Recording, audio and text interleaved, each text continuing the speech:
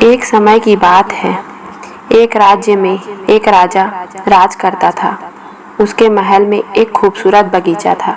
बगीचे की देखरेख की जिम्मेदारी एक माली के कंधों पर थी।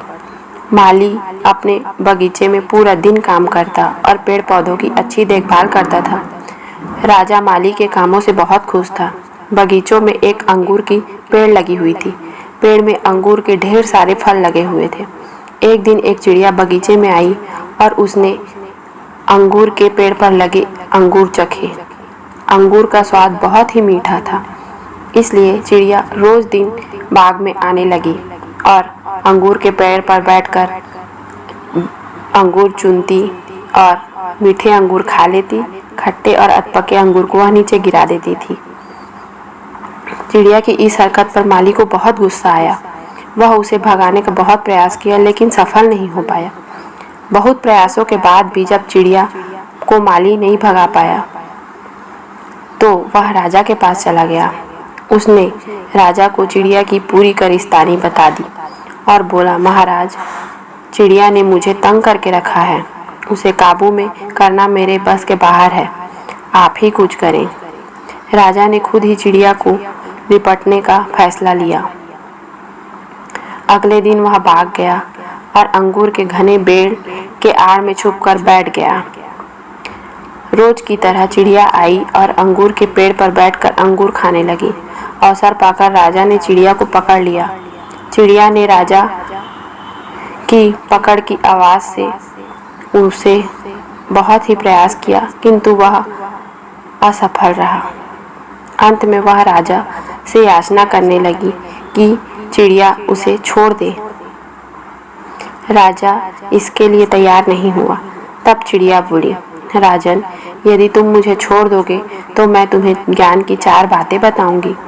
राजा चिड़िया पर बहुत ही क्रोधित हुआ, किंतु इसके बाद भी उसने यह बात मान ली और बोला, ठीक है, पहले तुम वो ज्ञान की 4 बातें बताओ। उन्हें सुनने के बाद ही मैं तय करूंगा कि तुम्हें छोड़ना है या नहीं। चिड़िया बोली, ठीक है राजन, तो सुनो। पहली बात, कभी किसी हाथ आए शत्रु को जाने नहीं देना चाहिए। राजा ने कहा, ठीक है, दूसरी बात बताओ। चिड़िया बोली, दूसरी बात यह है कि कभी किसी असंभव बात पर यकीन मत करना। राजा ने कहा, बहुत बढ़िया, अब तीसरी बात बताओ। चिड़िया ने कहा, तीसरी बात यह है कि बीती बात पर कभी पछतावा नहीं करना चाहिए। राजा ने कहा, ठीक है, अब बताओ चौथी बात। चिड़िया ने कहा, राजन, चौथी बात बहुत ही गहरी है। मैं तुम्हें वह बात बताना तो चाहती हूँ, किंतु तुमने मुझे इतने जोर से पकड़ रखा है कि मेरा दम घुट रहा है।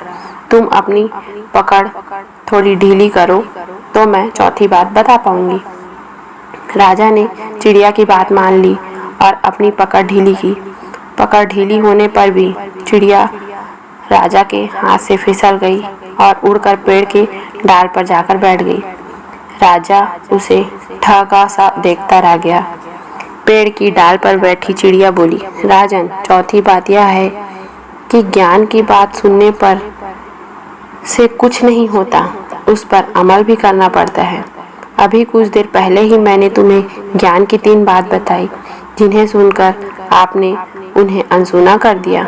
पहली बात, मैंने आपसे यह कही थी कि हाथ में आए शत्रु को कभी नहीं छोड़ना चाहिए, लेकिन आपने हाथ में आए शत्रु अर्थात मुझे छोड़ दिया। दूसरी बात यह थी कि असंभव पर कभी यकीन नहीं करना चाहिए, लेकिन जब मैंने कहा कि चौथी बात बड़ी गहरी है, तो आप मेरी बातों में आ गए। तीसरी बात, मैंने आपको बताई थी कि बीती बात पर पछतावा नहीं करना चाहिए, और देखिए, मेरी आपके चंगुल से छूट गई और अब आप पछतावा कर रहे हैं।